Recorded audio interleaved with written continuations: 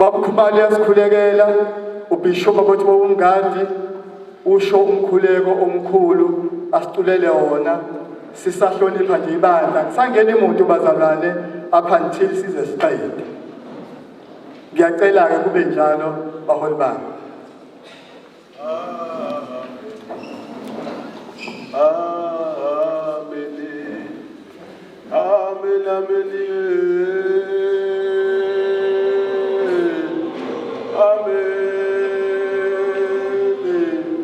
Amen. Amen. Amen.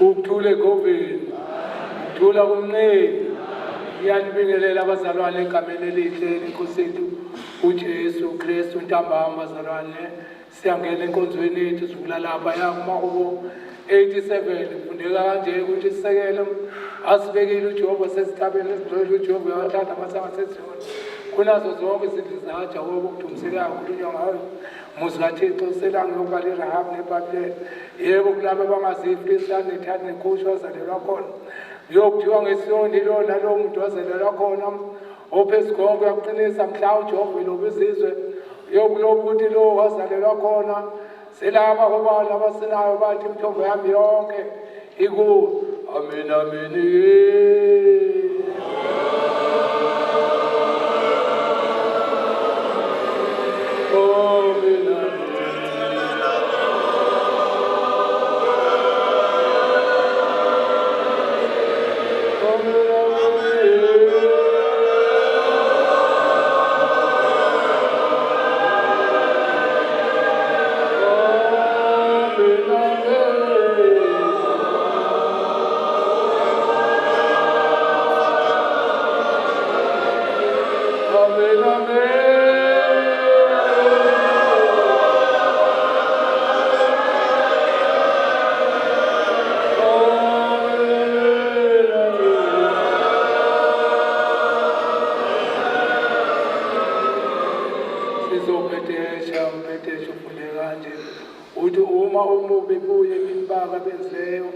enzokufanele uyokusindisa umphefumulo wakhe ngokuba ngiyasazi isiphambuko sami isono sami siphambi kwami njalo sithelisa ubuso bakho ezonweni zami mhlawumbe wonke amacala ami imhlatshelo kaNkulunkulu ngumoya ophukule inhliziyo ephukule nodabuleyo uNkulunkulu awukuyidelela ithi inhlebhule inhliziyo zenu kungabi izingubo nibuyele kuJehova uNkulunkulu wenu ngokunomusa unesihe wephuza ukuthukuthela kwenkosi uNkulunkulu wethu isihle nokuthethelela ngokuba sihlukukile kuye asilalelanga izwi kaJehova uNkulunkulu wethu kuhamba emthethweni yakhe ayibeke phambi kwethu ithi ngiyale Jehova kepha kube ngokufanele kungabi ngonakalayo kufuna ukunginciphisa ithi phendukani ukombuso wezulu ususondele besuka ngeke baba ngithi baba ngonile phambi kwakho nasemehlweni akho ngangasafanele ukuthiwa ngiyindodana yakhe ithi usungangeni ukwahluleleni nenceku yakho ngokuba khuluma umuntu phambi kwabo bonke abakhona namuhla uma sithi asinasono siyazidukisa iqinisa liko kithi uma siphuma izono zethu uthembekile ulungile yena ukuba sithethelele izono zethu asihlambulule konke umalungu ithi bazalwane abathandekayo imbali ezingcwele iyasiyala ezindaweni ngezindawo ukuba masiphuma izono zethu eziningi nokonakala kwethu nokuba singazenzisi sisifihle ebusweni bukaNkulunkulu somandla babethu sesibili kodwa sizivume ngenhliziyo ethobekileyo nephansi nekhalayo nelalelayo ukuze sithole ukuthethelela kwazo ngabo ubele bakhe nomhawu wabo ongenasiphelo. Ngakho ngiyancenga nginxusana nonke nikhona namhla ukuba ningibekezele ngenhliziyo emhlophe nangezwe ethobekileyo siye esihlabeni somusa sezulwini. Amen, amen.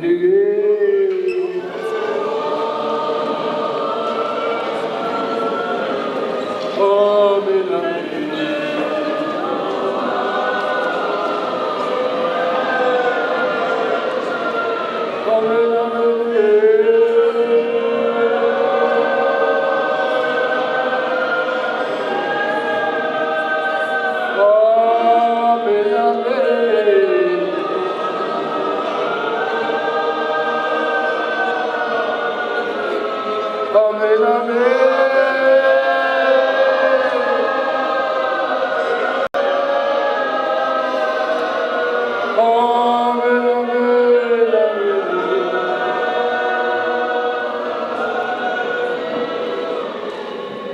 Baba namandla onomhawu ophezulu siphosisile sadukelana ngezindlela zakho njengezimvu ezidukileyo sonile ngokulandela amacebo nezifiso zenhliziyo zethu sonile kuyo imithetho yakho engcwele siyekile ukwenza izinto ebesifanele ukuzenza senza lezo zinto esingafanele ukuzenza akukho ukuphila kithi kodwa wena Nkosi sihawukele thina bodwa abanhliziyo zidabukileyo babekezelele uNkulunkulu labo abavuma isiphosiso sakho. Philisa abaphendukayo njengokuthembisa kwakho okushunyayelwe ebantwini ngoKristu uJesu inkosi yethu uze uthi Baba onomhawu ophezulu konke usiphe ngenxa yakhe ukuba sithi emva kwalokhu sihlale ngenhlalo ehlanzekileyo elungileyo epholileyo ukuze kudunyiswe igama lakho.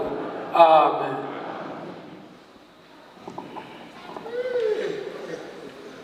Asiparamehlo babe magameni amathathu esenele ndodana moya ingcwele uNkulunkulu omuhle wena okhona eqaleni namanje usekhona uNkulunkulu engcwele uNkulunkulu omuhle nangalesikhathi baba omuhle simeme ukukhona bakho kule nkonzo uNkulunkulu engcwele simeme wena uqobo uNkulunkulu engcwele ukhona izolo ukhona nomuhla nekunaphakade ukhona indawo zonke izikhathi zonke baba omuhle nangalesikhathi saqalisela inkonzo baba omuhle simeme amandla akho moya ingcwele simeme ngilosomusa ukhona bakho ipresence yakho kule nkonzo egameni amandla likaJesu Kristu waseNazaretha siyada yonke imimoya uNkulunkulu engcolile engemelana nale nkonzo baba omuhle kepha usipho umoya ingcwele ozosigayida khona konke nasesokukhuluma konke usigayide moya ingcwele usifundise ukukhuluma baba omuhle okulungele ukwakha baba ingcwele siyabonga-ke uNkulunkulu olungileyo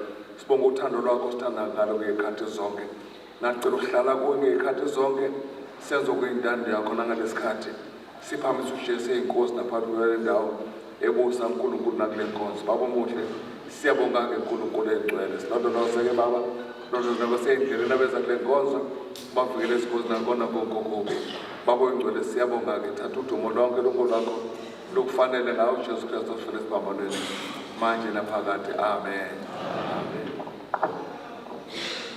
Baba wethu usezulwini ngema aliphathwe ngobungcwele ubaba igama lakho ubaba igama lakho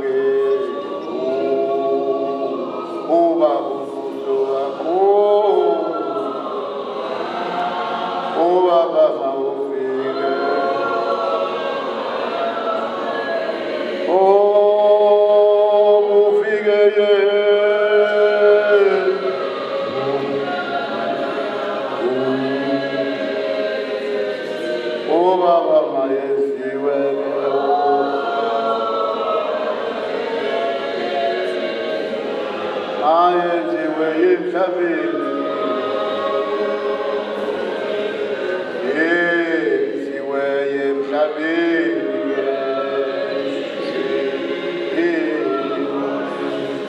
yenziwaye emazulwini obaba emazulwini ngema awusi onamhla isikwasi oyisinkwa sethu obaba semihla ngemihla obaba semihla ngemihla ke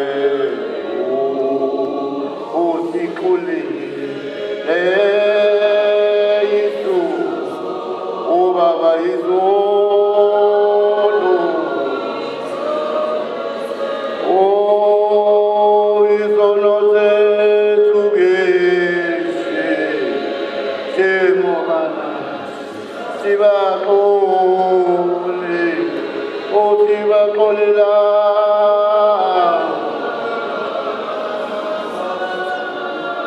obaba sonayo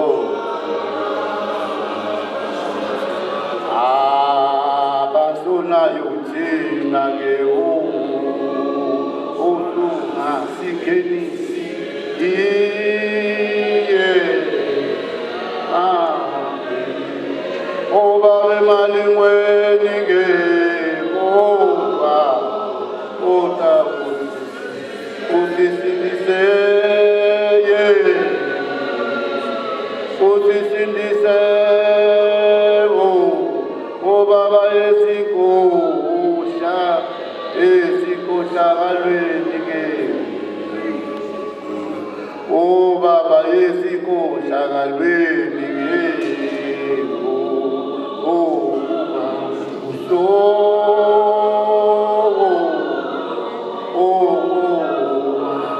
obaba ungowakho phela nawona madlakeni obenga wakho obaba yenga wakho ke obaba yesingawakho ke sinokuncwalisa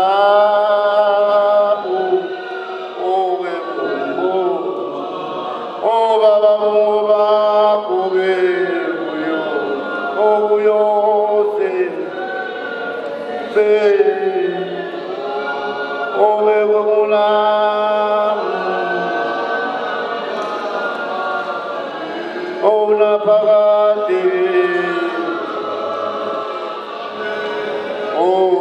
phakade njengoba kunjalo ngeshi ngoba wakunjalo okuyose obekona kuyo okuyose kuna obekuna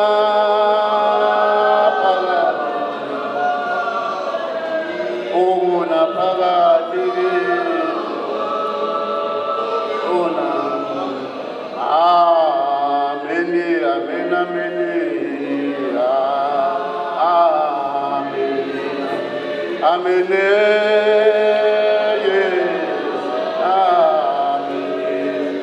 Oh, amen. Amen.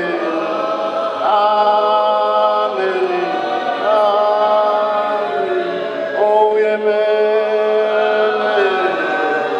Oh, amen. Oh, amen. Amen.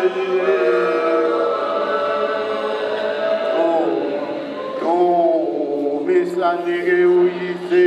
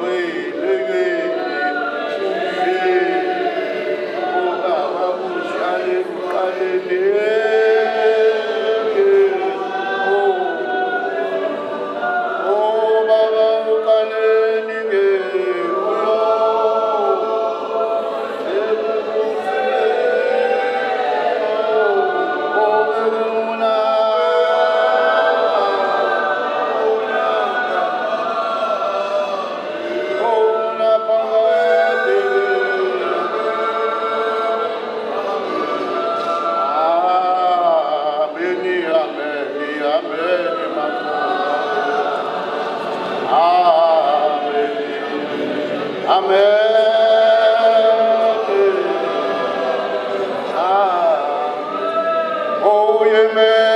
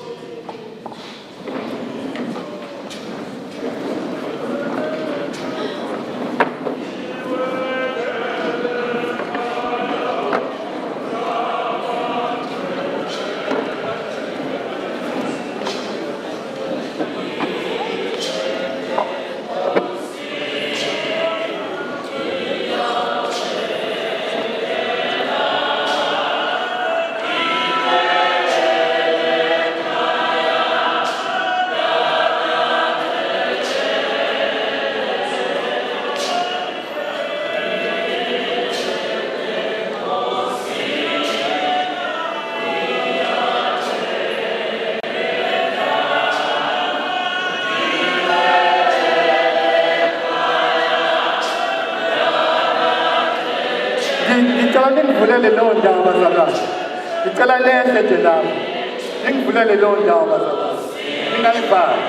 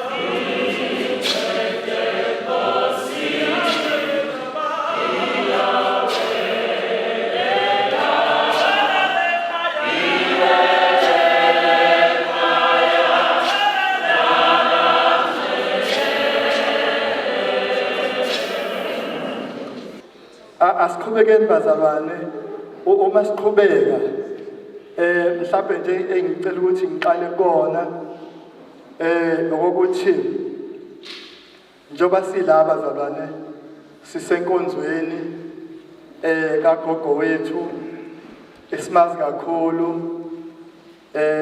ugogo uLady Bishop Mgcobo siyamazi kakhulu bazalwane sisenkonzweni yakhe yesikhumbuzo okuzogcina ekseni sihambe siyakumbula itshe okuzothi leyo isession yokuqala bazalwane bese kuthi isession yesibili kuzoba isession la sizohlonipha khona ubaba wethu uBishop wethu wabuNgcobo sizomnikeza ingubo yobukhosi baseKhoveni nomama umama uNgcobo njengabaholi bethu baleli bandla. Amen. Ngiyacela ukuthi konke sizokwenza bazalwane sikwenze ngenhlonipho kulesi sikhathi samanje. Ngicela ubaba wethu umfundisi baba wethu ongusihlalo webranch yaseGalile aphinda abe ngumfundisi futhi oholayo kuleli bandla baba wethu bawumkhize eze azosimukelela bonke abazalwane abakhona ngaphakathi bese siyaqala ke bazalwane sesiyangena ohlelweni lethu.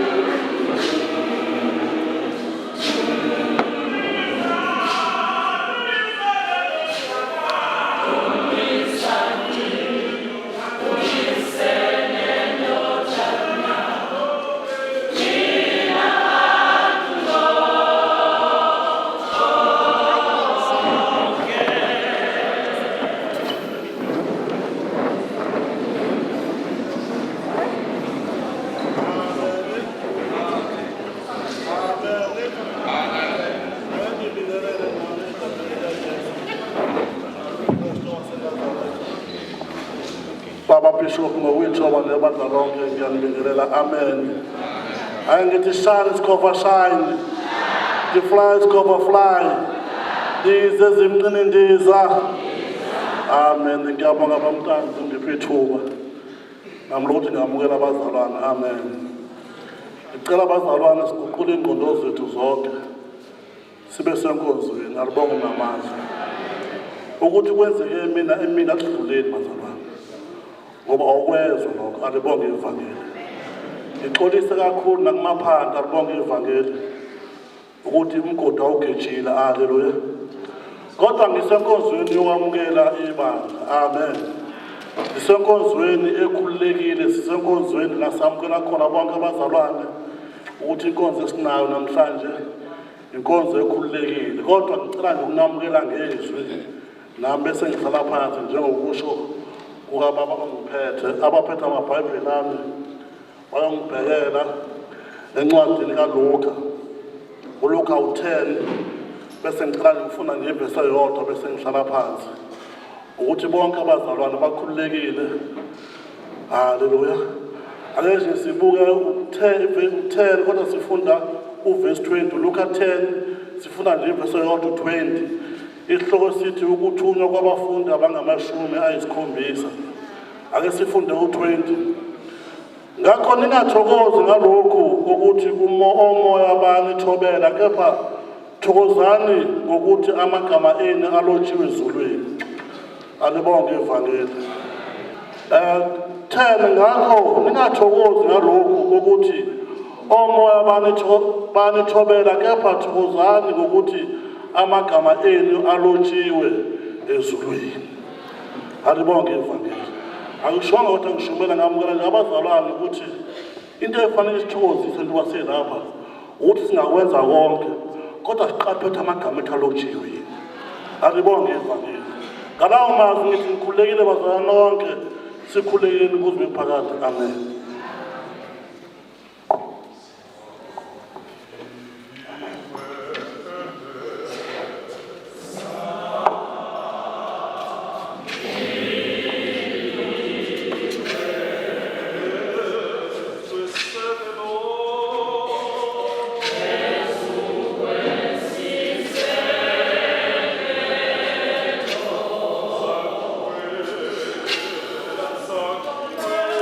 Sa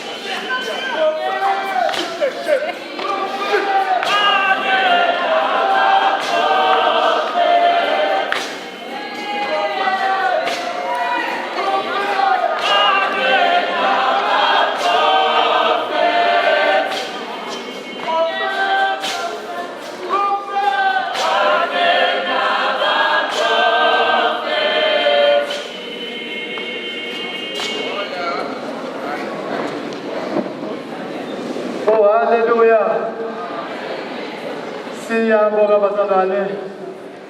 Sesivulile inkonzo yethu. Siyaqhubeka nohlelo lwethu kwisession yethu yokuqala.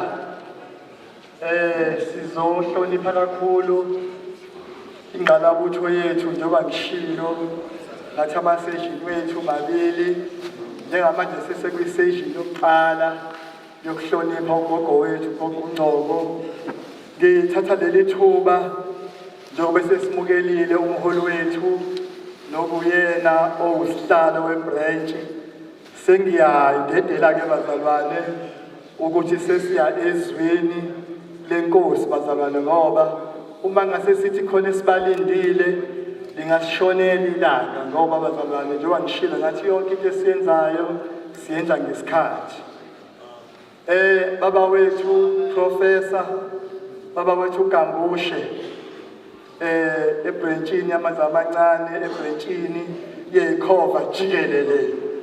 Ngicela ukuthi nawe ngiyazi ukuthi ugogo wethu ugogo uNgcobo uyamazi kakhulu njengoba nje sisaqhubeza lenkonzo. Ngicela ukukunikeza mholi izwi ngoba izwi siphila ngalo baba, ikakhulukazi njengoba siqhubeka nohlelo lwethu.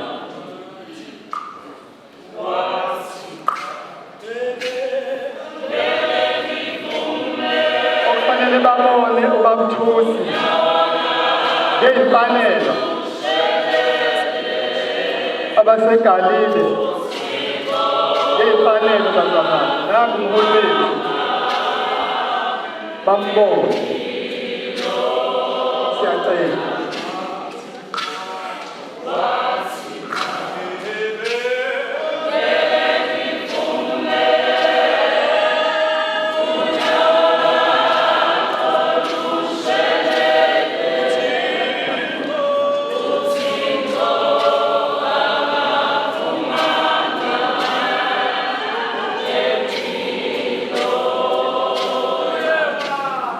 Ngicela mama beKanyezi bazongibhalisela ngalaba bazalwane, bangibhalisele ngalaba.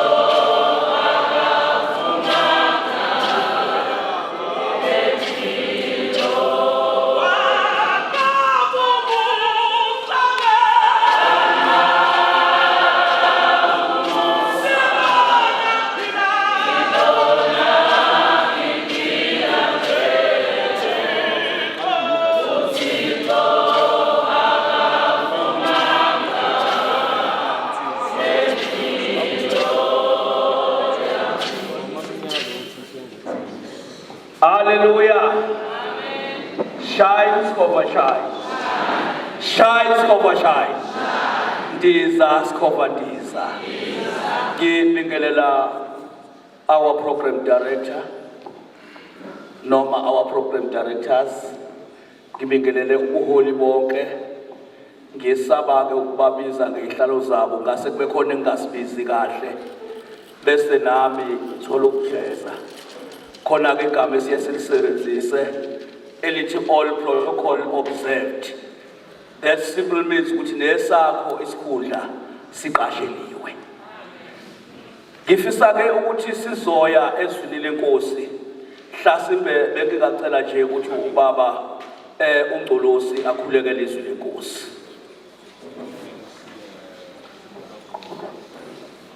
Baba kwelihle igama lomfundisi uJesu Kristu nanti izwi lakho elivela kubaba wethu ucela lihlale kuthina naseyindlebeni zethu umoya ingcwele liphile kuthina ngaso sonke isikhathi namanje uzobhadaba.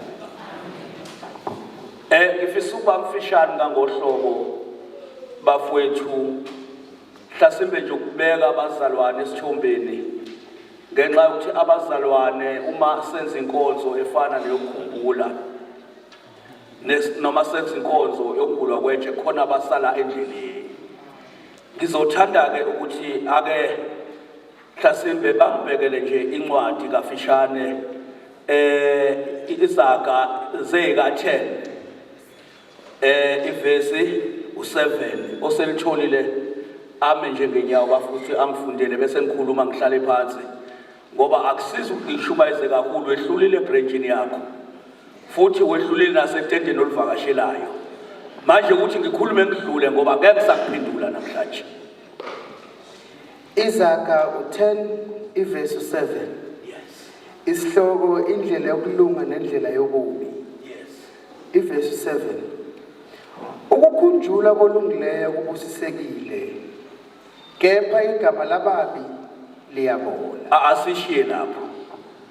Ukukhunjulwa kolungileyo kuhle. Kodwa igama lababi liyabola. Khona uhlobo lomzalwane ukuthi uma edlule emhlabeni kuthiwe -1 problem. Ukhona uhlobo lomuntu nasemndenini wakhe othi mayishonile bagcine emhlaba yombeka indaba yakhe iphele kuze kusho nebandla kusho nomakhelwane usaze saphumula. Kodwa igama lolungileyo liyakhunjulwa sizokhumbula ke namhlanje bazalwane. Nawe onenkinga yokuthi sikhonza abaleleyo asibakhonzi. Kodwa angeke sikwazi ukukhohlwa abantu abafana nomama uNgcobo uthi safika ebandleni beyibambile basikhombisa indlela nathi sayibona sixoxa nje lokho uthi siyamazi asisho ukuthi siyamkhonza. Amen bazalwane. Ngoba igama lolungileyo liyakhunjulwa kodwa igama lababi liyakhohla. Kukhona nje abanye esebalala sekwavele kwakhohlwa kwakhona usibanibani ebandleni nasemndenini la uphuma khona abalala indaba yaphela mhlazane umuntu uyobekwa. Ake usifune wena ke ukuthi masisuka la wena ufola kweyiphi category noma uma ulala kuyobe kuphelile ingawe noma kukhona abayokhumbula ngoba igama lolungileyo lihle kodwa igama lababi liyabola. Yilokho nje engifisa ukukusho Hlasimbe ngosuku lanamhlanje ngoba ukhona umshumayelo wosuku kodwa nje bengifuna sikhumbuzane ukuthi thina njengebandla noma thina njengabazalwane abaleleyo asibakhonzi kodwa siyabakhumbula. Engifuna ukuthi ungakhohlwa ungalenzi nakancane iphutha lokuthi uthi umzali owakuzala uthi uyidimoni. Khona uhlobo labantu namhlanje olisiphethe kanzima alikhohlisanayo othi mawenza inkonzo efana nalena kuthi uyokhonza amadimoni. Wemdaka baba ingozi leyo. Awukwazi ukuthi ungathi umzali wakho wakuthwala inyanga ezu9 wakubeletha wakondla wakhulisa bese kuthi ngelanga maseshonile then bese umlebhela ngokuthi idimoni. Uma kunjalo uma wakho noma ubaba wakho eyidimoni usho ukuthi nawe uyidimoni elincane ngoba nawe uphuma kuyena. Amen bazalwane. Ukusho ukuthi uma wakho noma ubaba wakho eseshonile wena ubize ngedimoni fuma ukuthi ke phela nawe uyidimoni. Khona into okufanele ungayikhohlwa. Umuntu ongathanda umzali wakho ungayikhohlisa ucabanga ukuthi uyakuthanda. Ungaliki uyikhohliswe ngoba uma ibona wena ubona umzali wakho. Uyabona ke umuntu oke wabona umzali wakho njengedimoni vele umkhohlwe lo muntu ngoba nawe ukulephela njengedimoni. Igama labalungileyo liyakhunjulwa kodwa igama lababi liyakhohlwa. Sizokhumbula ikhofe esimnqini, sizokhumbula ugogo wethu, siyamazi, simbonile, usilide kahle, asisoli ingakho sizomkhumbula. Bengeke ngisuke bazalwane entabeni zasemampondweni, angithi niyazi ngiyimpondo lathula Fumani niyazi nje, angithi niyasho mangekho nikunani impondo lasePort Shepstone. Abangeke ke bazalwane ngisuke lena emampondweni ngize la kanti ngihambela into yokudlala, ngihambe ngoba igama labahle liyakhunjulwa. Kodwa ukuba bekuyigama nje lababi nami bengizokhohlwa, nami ngizenze lezami okuthule esontweni, okuthule iCovid, shines over shine. Nalike ihomework yakho ngikukhombisa nayo ukuthi ifune le ndaba ukuthi ayikho into ekuthiwa umuntu wakinolele kuyidimoni. Hayi bazalwana, asikavumini ukukhohliswa. Ngoba uma umuntu wakini olele eyidimoni okusho ukuthi ngempela nawe uyilona. Sizokhumbula ke baba Bishop, siyamkhumbula, sizothi nje sizokhumbula ugogo. Nezalukwazi ziyamkhumbula nje, nendawo abehlala kuyo bayamkhumbula nje. Kunezinto ongathi makuthiwa kusuma ogogo okade ehlala nabo endaweni yobugogo abangasho ngisho ihlabelelo lakhe. Umuntu basimkhumbula, sikhumbula ngisho iculo lakhe, sikhumbula uma bethetha sikhumbula ukuthetha kwakhe, uma ngabe behlekisa sikhumbula ukuhlekisa kwakhe, uma benza noma yini sithi siyamkhumbula usibanibani.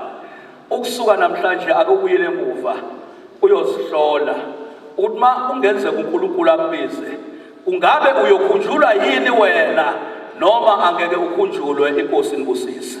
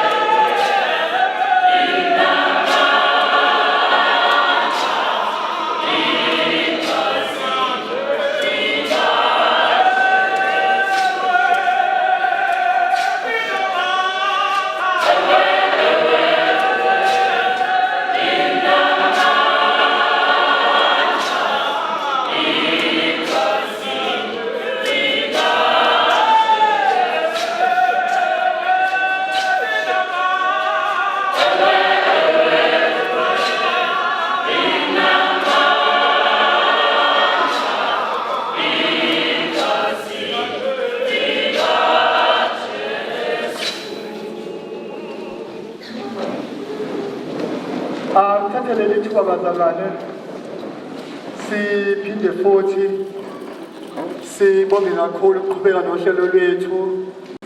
Siyathuba kakhulu ebuholini bonke bebandla okungenayo nobaba uSenior, uBishop wethu, baba uButhelezi, uBishop wethu, baba Gama.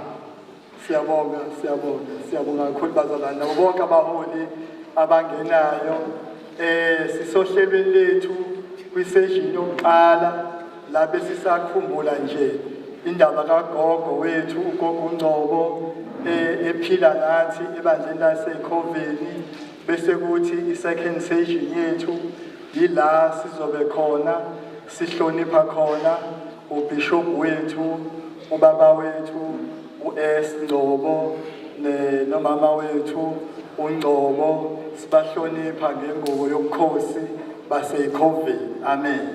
Njengamanje nje besekwisession yokuqala nifika nje baholi sisaxoxa nje ngezwi kwisession yokuqala ngoba nami bengilinde nje isikhathi ngoba isikhathi sethu sifishane kakhulu bazalwane. Ngicabanga ukuthi mhlawumbe sengizobiza cishe ababili kule session bese siyaqala sesiya kwi-session number 2. Sengizobiza nje abawu-2. Oqala engicela ukumbiza bazalwane, ngicela ukuza ngapha komama bethu benkanyezi bangibuke nje emehlweni bangangisaba bazalwane ngoba nami ngiyabahlonipha. Amen. Haleluya.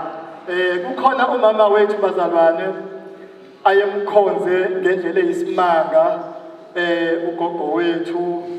Ngiyakhumbula nje bazalwane ehambile ngoba lento yokuganana bazalwane ithatha umzalwane noma ithatha umuntu imkhiphe kwesinye isizwe iyomfaka kwesinye isizwe, noma ithatha umzalwane kwelinye ibandla ilise kwelinye ibandla. Wayelokhu ekhale njalo, kwathi mase uNkulunkulu esenzele umusa esebuya lo mzalwane esethi cha, sengihambile la kade ngikhona bazalwane, ngabona ukuthi kunezimo eziyingqinamba, ngathi angibuye ngize ekhaya kwagogo. Lana-ke bazalwane besithi uma sikhuluma ngogogo uNgcobo noma sikhuluma nje ngebridge eseGalile sithi kwagogo, ngoba akekho bazalwane uthi besefike khona simbuze ukuthi ubani, simbandlulule ukuthi uqhamukaphi, ngoba sazi ukuthi ugogo bazalwane ugogo isithole esimatshweletshwele. Amen. Ngamanye amagama umama wethu uLady Bishop, umama wethu Mama uZulu, bamazi bathi uThumbu, bamazi nje ngamagama amaningi, elinye ngiyasaba ukubiza ngalo kodwa thina-ke esibiza ngalo esimazi ngalo ilelithi umama wethu, umama uNomnikelo. Akacanjwanga nje igama lokuthi umama uNomnikelo ngoba wayeqanjwa nje, kodwa bazalwane bangase ngimtshele izinto azenzile kusekhona ugogo namanje aqhubekayo azenzela ibandla. Yingakho nje ngibona ukuthi ngaba yiphutha abazalwane ukuthi singamnikezi leli thuba lokuthi naye nje axoxe kafishane ngogogo wakhe, ebese bazalwane siyadlula. Over to you Lady Bishop, mama wethu Mama uZulu, bese siyaqhubeka.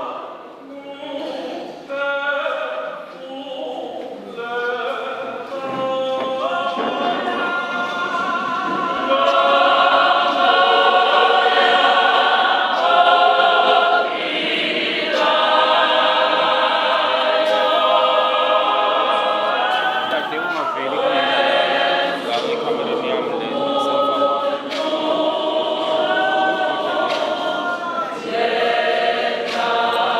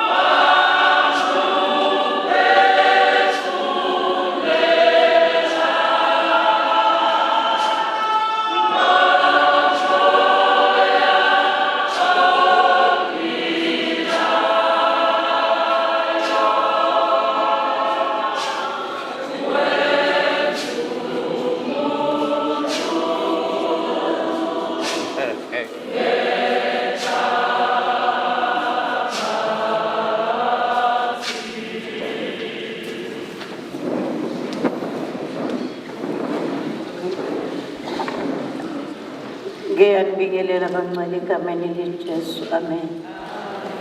Bingelela ubuholi bami bonke ngiy'khundla zabo. Baba Senior Buthelezi, Bishop Manyoni, Boja. Ngiyakubingelela egameni likaJesu. Bazalwane, mayisathu babulane angize la. Kungathi kuningi ebekufanele ngixoxe makukhulunywa ngogogo. Mangizongena la esikhoveni mamNcobo. Angingenanga ngoba behlabelela kamnandi noma ngigula. Kodwa ngababona babunzuza ebusuku kulele. Ngagula ngaleso sikhathi ngiphethe ikhanda. Mangibona ubhuti Khulekani bese station. Bese kuthiwa yana kulaba abazalwane ngingamazi ukuthi ubhuti Khulekani. The following day ngazulu siwonke ngifuna ukuhlangana nalolu hlobo engilibona ebusuku ephusheni. Ngathuka sengitheleka kancane. Mangithi ngiphakamisa amehlo ngithi hayi man, nangu ubhuti lo ngimbonile ebusuku ngilele kade ngibona ubhuti Khulekani dlala. Ngifuna ukuthi ngihlale kahle esikhoveni. Kwaze kwaba osisigeli umama Buthelezi bayangixoxa. Bathi bandlala kubo. Bathi ngihambe ngiye kaZulu. Bazalwane angifuni ukukhuluma ngokuthi kwenzekeni kaZulu. Angihluphanga kangangoba iBishop lalingimukelile.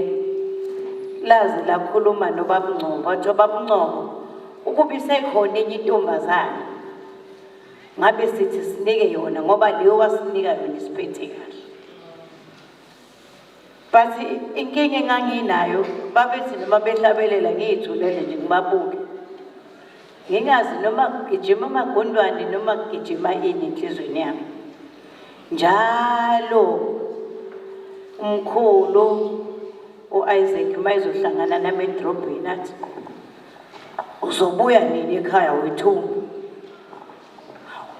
Njalo leli khehla lishinto eyodwa. Uzoyafona ngelilanga bese sesoshanguve befonelana noBaba Longo uBaba Zulu. uBaba Zulu uBaba Longo ngithathani lento isengihlulile ngoba noma siyahlabelelela noma senzani kungathi nje sesidulini sikaSoda kezwa lutho. Hamba mkambuyela ekhaya kodwa uhloniphe izimiso zami. Kanti uNkulunkulu uzoshesha mkhumbule. Ngiyabonga ke kakhulu kuma la kule platform uBaba Ntanzi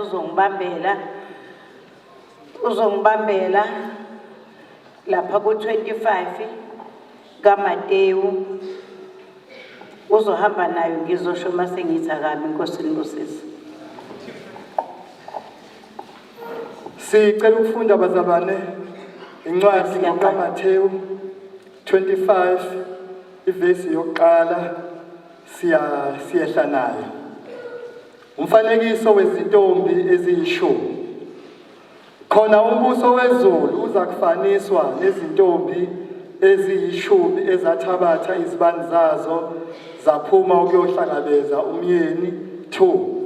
Kepha ezisihlanu kuzo zazizula lezisihlanu zasihlakaniphile 3. Ngokuba ezizula zithatha izibani kaziwaphathanga amafutha 4. Kodwa ezihlakaniphileyo zaphatha amafutha ezitsheni kanye nezibani zazo 5. Umyeni esalibele zozela zonke zalala 6. Kepha phakathi kobusuku kwamenyezwa ukuthi nangu umyeni uphumani niye ukumhlangabeza 7. Khona zavuka lezo zintombi zonke zalungisa izibani zazo 8. Ezisiwula zasezithi kwesihlakaniphileyo sipheni amafutha kwawenu ngokuba izibani zethu ziyacima.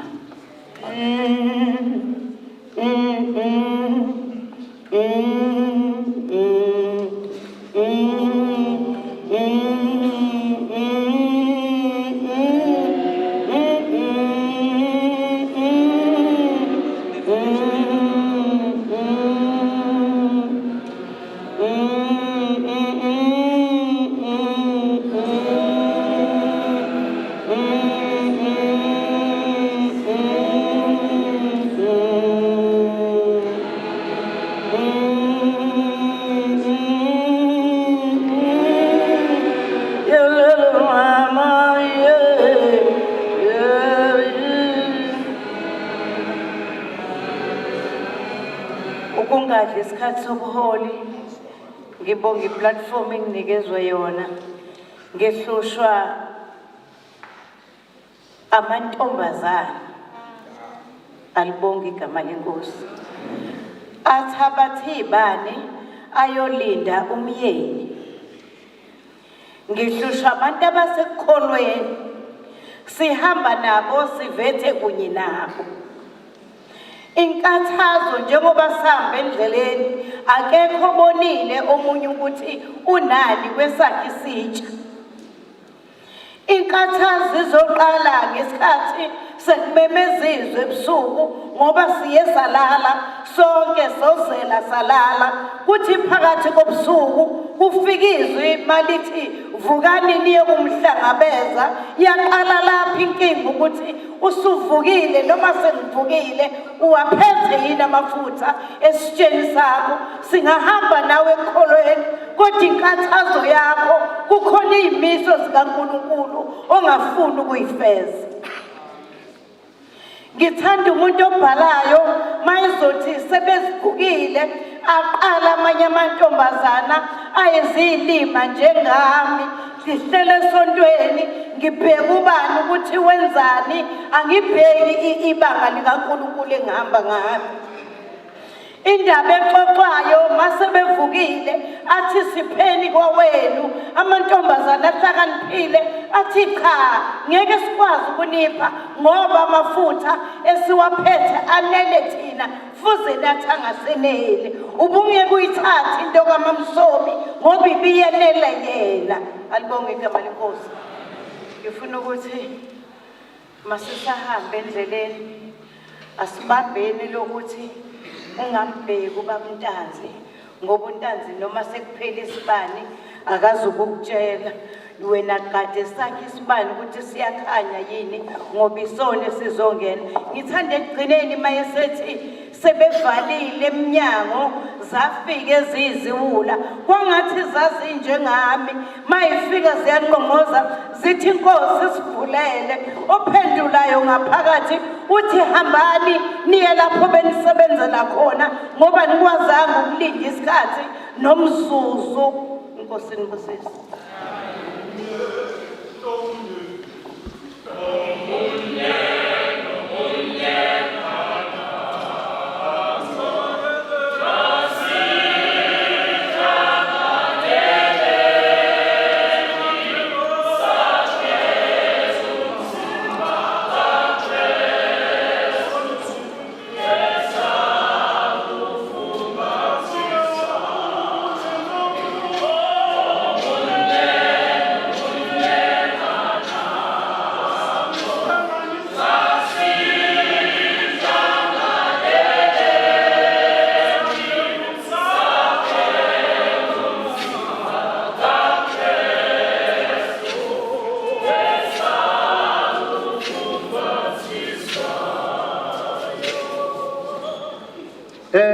Siyabonga kakhulu mawethu cha uxoxe kahle mawethu lokushoyo siyakwazi sikubonile kwenzeka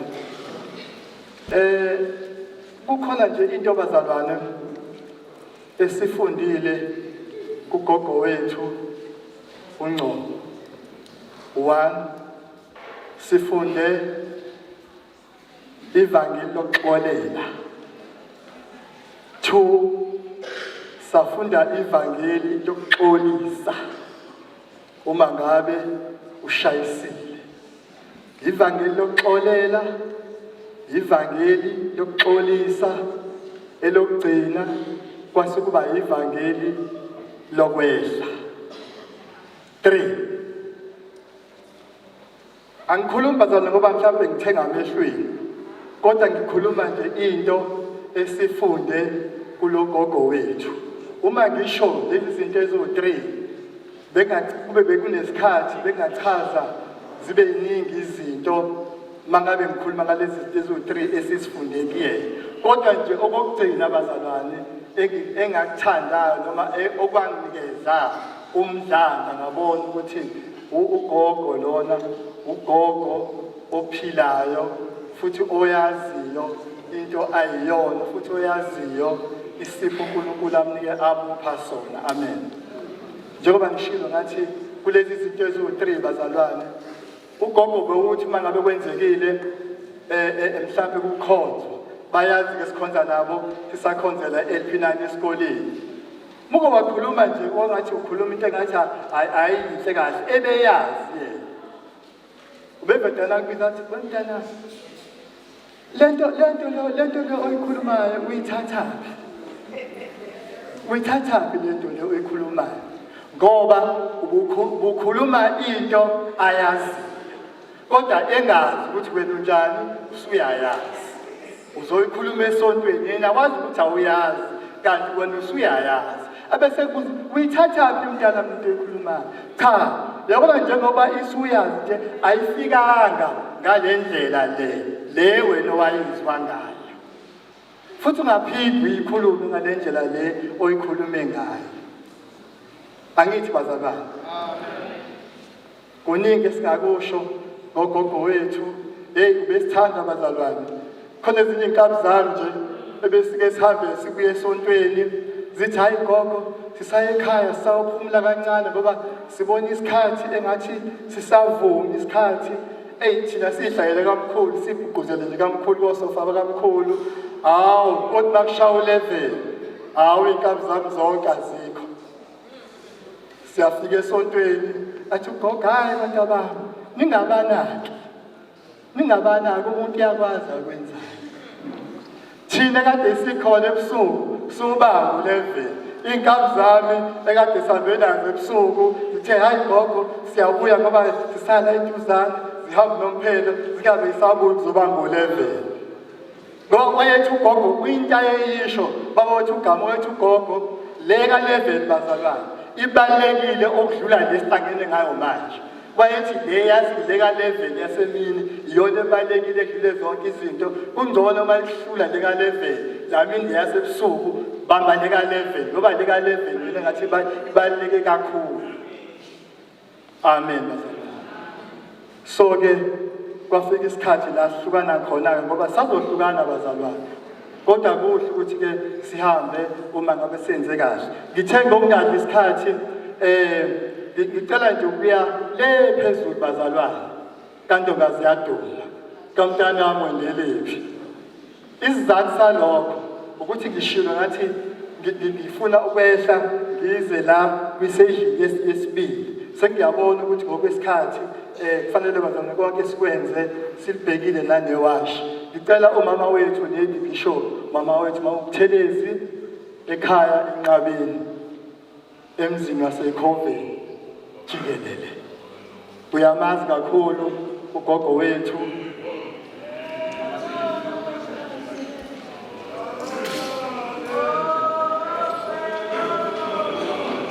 Usho noma liphi izwi lisenhlizweni yakho ofisa nje ukuxoxa ngayo.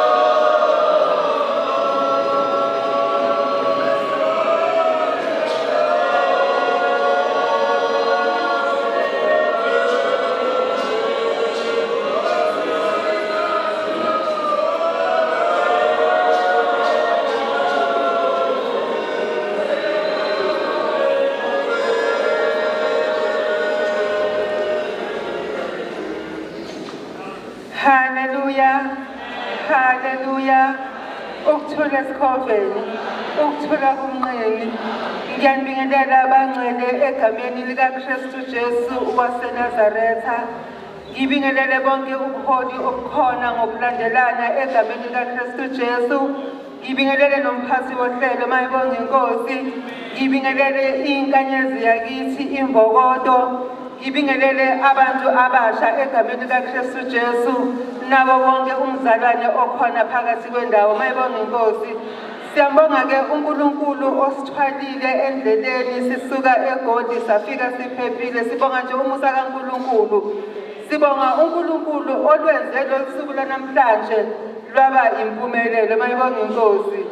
Uyazi uma kukhulunywa ngogogo Ncombo, uMamsongi, ngibonga ukuthi siphilile nogogo. Kwaba khona ubudlelwane obuhle kakhulu phakathi kwabaNgcobo nabakwaSibiya. Sagcina nje sesiwumndeni. Kodwa sibonga igazi likaJesu ngoba ukube akusuJesu bengeke sazane ngoba sasikude kodwa sibonga nje ukuthi sasondezwa ngegazi likaJesu. Sibonga impilo esiphilile nogogo nezifundiso zakhe ezinhle ezakhayo mayibonge inkosi. Sibonga nje losuku namhlanje uma lufikile bemenzela lenkonzo enhle kangaka. Ngikhumbula owesifazane ababehamba endleleni nomyeni wakhe onguRaheli kwathi impilo seyiphelile endleleni bamngcwabela khona lapho base bembekela insika eyisikhumbuzo. Haleluya. Sibonga ukuthi umndeni wala ekhaya ucabangile lokho ngoba kahle kahle abathandiweyo abalibaleki sihlala sibakhumbula ngaso sonke isikhathi. Ingathi ke uNkulunkulu angasisiza ke endleleni sihlale nje kuye ebukhonyeni bakhe ngoba ngempela ngaphandle kukaJesu akukho ukumthokozisa, ngaphandle kokukholwa akukho ukumthokozisa ngoba uNkulunkulu uJesu kahle kahle ufisa ukuthi bonke abantu basindiswe bafinyelele ekulazini iqiniso. Sibonga ukuthi endleleni uNkulunkulu uyasigcina, uyasilonda. Uziyasho ukuthi yena akazukuvuma futhi kwanonyawo lwethu lushelele endleleni. Sibonga nje ukuphatha nje kahle esandleni somusa ngoba umusa. Haleluya. Lo esizela yona. Haleluya. Ngoba uNkulunkulu uma simbiza izinto zenzeka ngoba sibonga legama likaJesu elinamandla. Haleluya. Ngoba ilona gama esanikeza lona ukuthi sikhonze lona. Wonke amadolo ayaguqa egameni likaJesu. Uma sibiza igama likaJesu izinto ziyenzeka. Haleluya. Bake bambiza ke uJesu besemkhunjini kuvuka isivunguvungu emkhunjini. Haleluya. Bakhumbula ukuthi umkhumbu abakuwo banoJesu mayibonge inkosi. Sengisho ukuthi amen zonke uma sazi ukuthi umkhumbi esigibele kuwe unoJesu. uJesu kumele ukuthi simvuse sithi inkosi naku sifa sikukhona. Haleluya. Ngoba uJesu uyasindisa, uJesu uyaphilisa. Ngalamazwi amafishane ngithi uNkulunkulu asenze kahle sonke. Inkosi yomusindisisa. Amen.